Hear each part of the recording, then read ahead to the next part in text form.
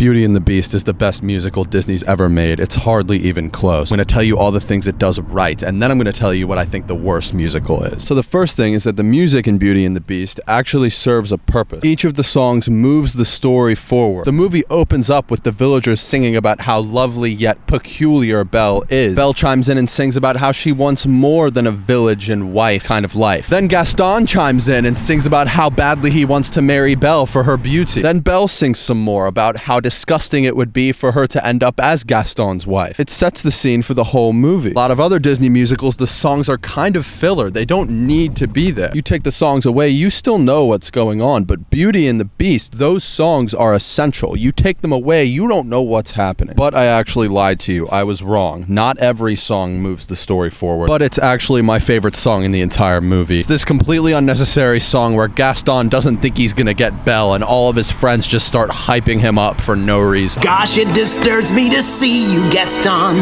looking so down in the dumps. No one's slick as Gaston, no one's quick as Gaston. Like, this is the main antagonist of the story, and you'd think that his friends would only be his friends because they have to be. And it's just so hilarious that this movie flips that on its head, and his friends are with him at his lowest point, even though he's the most insufferable motherfucker you've ever met. This song also has my favorite line in the entire movie. When I was a lad, I ate 4 dozen eggs every morning to help me get large. Help me get large. And then another one of my absolute favorite lines. In a spitting contest, no one spits like Gaston. And then very ironically indeed, the second song that doesn't move the story forward is my second favorite song in the movie, so I'm low-key a fucking hypocrite. It's the title track. Tale as old as time, song as old as rhyme, beauty and... Like, you can't tell me that just doesn't bring some tears to your eyes, man. Fucking beautiful ass song. I don't even care that I'm wrong, dude. I just want to listen to that shit all day. But good songs isn't all you need. You could have great songs and the story could still suck. What else does this movie have? This movie has the best characters of any Disney musical ever made. First of all, we have Belle, one of the few Disney princesses I can think of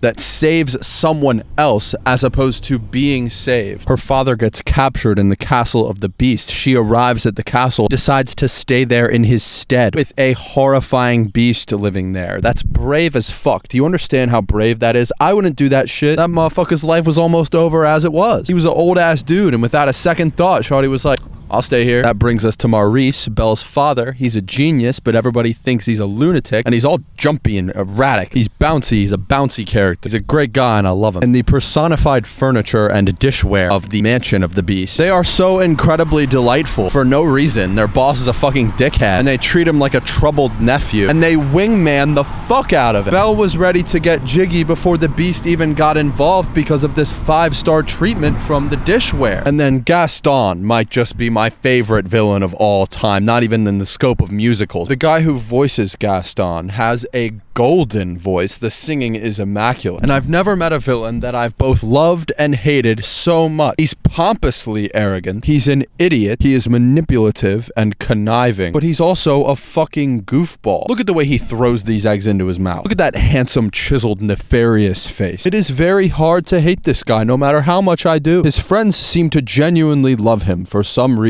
He had to have done something. He doesn't have to coerce anyone into anything. They follow him because they like him. When it comes to songs that move the story forward, there's certainly one that stands out amongst the rest, and it's the one where Gaston is rallying everyone to go kill the Beast. Mist through the woods, through the darkness and the shadows. It's a nightmare, but it's one exciting ride. Say a prayer, then we're there at the drawbridge of a castle. It's so cool, dude. Gaston frames it so well that it almost makes me want to go kill that motherfucker. Not far behind is the song where the personified dishware and appliances are making Belle feel at home in the castle.